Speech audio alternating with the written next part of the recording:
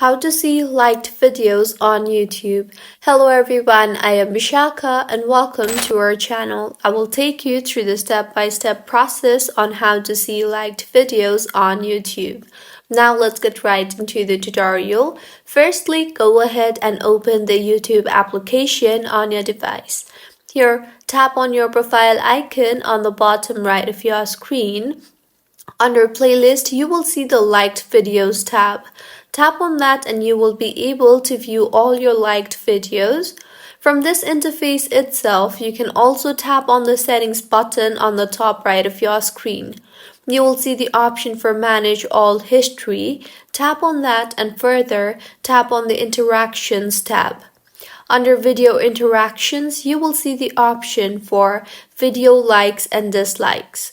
Tap on that and in here, you will be able to see all the videos that you have liked and disliked. So this is how you can see liked videos on YouTube. If you find this tutorial helpful, please make sure to like the video and do subscribe to our channel for more contents like this.